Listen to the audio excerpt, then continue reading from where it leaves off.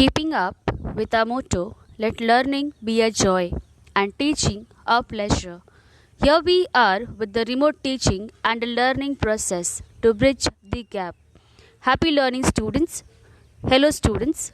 I, Miss Radhika Yadav, teaching at Thakur Vidya Mandir High School and Junior College, once again here with you, dealing with subject history of Standard 7, Chapter 3, Religious Synthesis, Part 2.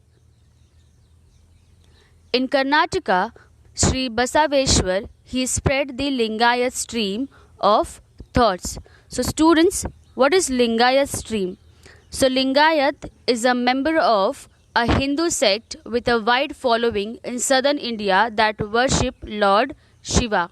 I repeat once, Lingayat is a member of a Hindu sect with a wide following in southern India that worship Lord Shiva.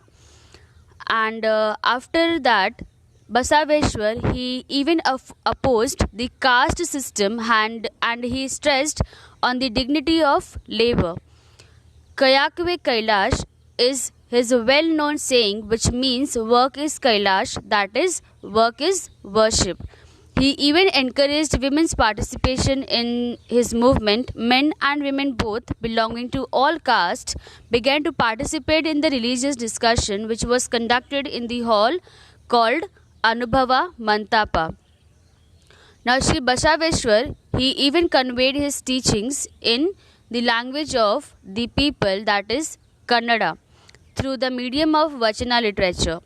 His work had a great impact on society that his followers have composed their work in Marathi language as well. So of these compositions, Parama Rahasya is composed by Manmat Swami, is very well known, and a great sant in Karnataka include Pam, Purandar Dasa and others. They composed many devotional verses in Kannada language. Next we have is Mahanubhav Pant. So in the 13th century, Chakradhar Swami, he founded the Mahanubhav Pant in Maharashtra. And this sect preaches devotion to Lord Krishna. And Sri Govinda Prabhu, he was the guru of Chakradhar Swami and he was the follower of Chakradhar, included men and women belonging to all caste and creed. He supported equality and he even travelled to all parts of Maharashtra preaching in Marathi language.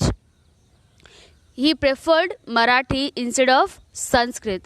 So this led to the development of the Marathi language as well, and many works were composed in Marathi.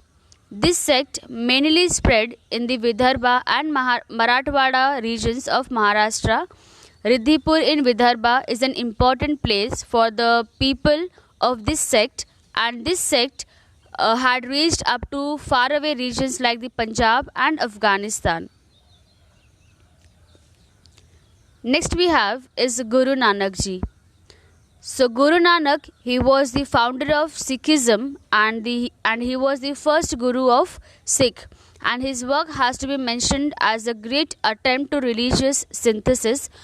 He visited the holy places of both Hindu and Muslims, and he had also visited Makkah, and where he realized that the feeling of devotion is common everywhere, and he even taught that all persons should be treated equally, and his teachings later aimed at achieving Hindu-Muslim unity, and he emphasized chaste behavior.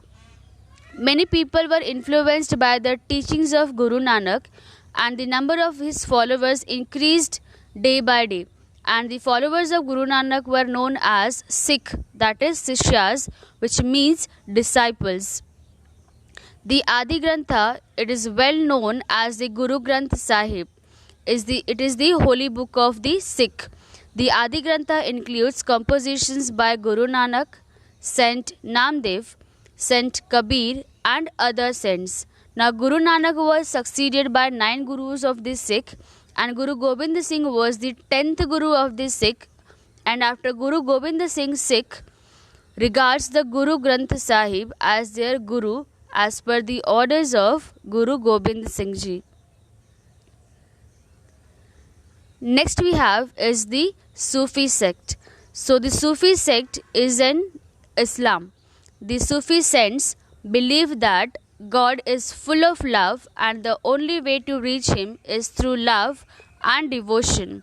Their main teachings are love for all living beings, meditation and simple living. Khwaja Moinuddin Chishti, Sheikh Nizamuddin Awaliya were great Sufi saints, and the teachings of Sufi saints led to unity in the Hindu and Muslim communities, which lead to the valuable contribution to Indian music with the help of Sufi music. The path of bhakti was taught by the saints was easy to follow for the common people as well, and the bhakti movement was open to all, men and women both, and the saints expressed their thoughts in the language of the people. The common people found them close to their heart. The bhakti movement has contributed greatly to the making of the Indian culture. Thank you, students.